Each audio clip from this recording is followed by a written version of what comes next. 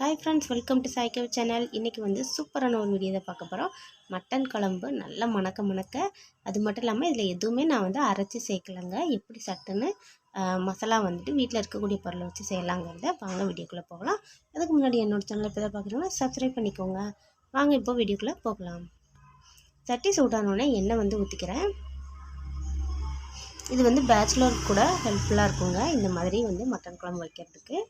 இதில் வந்து பார்த்திங்கன்னா நான் சோம்பு ஜீரகம் வந்து சேர்த்துக்கிறேன். அப்புறம் பட்டை கிராம்பு லவங்கம் எல்லாம் சேர்த்து அதையும் வந்துட்டு நல்லா வெடிக்கட்டும். இதில் வந்து சின்ன வெங்காயம் பெரிய வெங்காயம் ரெண்டுமே நான் வந்து சேர்த்துருக்கேன். இப்போ இதை வந்து சேர்த்துக்கிறேன். நல்லா வதங்கட்டும். இப்போ வந்து கருவேப்பிலை சேர்த்துக்கிறேன். இப்படி கருவேப்பிலை சேர்க்கும்போது நல்லா வாசனையாக இருக்கும்.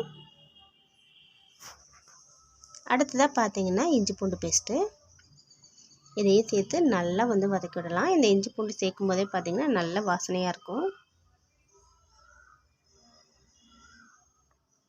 இது வந்து நல்லா இப்போ பாருங்கள் வதங்கிடுச்சு. இதில் வந்து தக்காளி சேர்த்துக்கிறேன். பெரிய சைஸ் தக்காளி ஒன்று வந்து சேர்த்துருக்கேன். தக்காளி வதங்கிறதுக்காக வந்துட்டு கொஞ்சம் மூடி போட்டு மூடி வச்சுட்டு அப்புறமா ஓப்பன் பண்ணிக்கலாம்.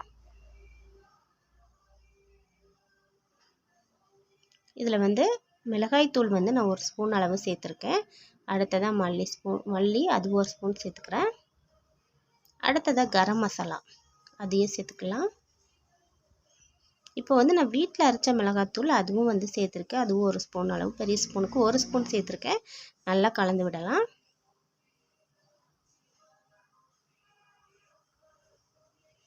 இப்போ வந்துட்டு இதுக்கு தண்ணி தேவைப்பட்டால் கொஞ்சமாக வந்து ஒரு 1/4 டம்ளர் ஊற்றிக்கலாம். இப்போ ஒரு மூடி போட்டு மூடி வச்சாச்சு. பாருங்கள், பார்க்குறதுக்கு சூப்பராக இருக்குதுங்க. இப்போ வந்து வேக வச்ச மட்டனை எடுத்து நான் சேர்த்துக்கிறேன். நல்லா கலந்து விட்டுக்கலாம். தேவையான அளவு வந்து உப்பு சேர்த்துக்கலாம். இப்போ இதில் இருக்க தண்ணி எல்லாமே பார்த்திங்கன்னா நல்லா குறைஞ்சி வரும். அப்போ வந்துட்டு நம்ம பாருங்கள், இப்போ நல்லாவே தண்ணி வந்துட்டு இழுத்துருச்சு, கெட்டியாயிடுச்சு. நீங்கள் குழம்பா வேணும்னா அப்படியே வச்சுக்கலாம். கொஞ்சம் கிரேவியாக வேணும் அப்படின்னா இன்னும் கொஞ்சமே வந்துட்டு அடுப்பில் வச்சிங்கன்னா நல்லா தண்ணி இழுத்துரும். அவ்வளோதான், நமக்கு வந்து மட்டன் குழம்பு ரெடி ஆயிடுச்சு. இப்போ வந்து மல்லித்தலையை வந்துட்டு தூவிட்டு நம்ம வந்து சாப்பிட்லாம். அவ்வளோதான், நீங்களும் இதேமாதிரி செஞ்சு பாருங்கள். இந்த வீடியோ பிடிச்சிருந்தால் லைக் பண்ணுங்கள், மறக்காமல் சப்ஸ்கிரைப் பண்ணுங்கள். அடுத்த ஒரு வீடியோவில் அடுத்த ஒரு ரெசிபியில் பார்க்கலாம். பாய்.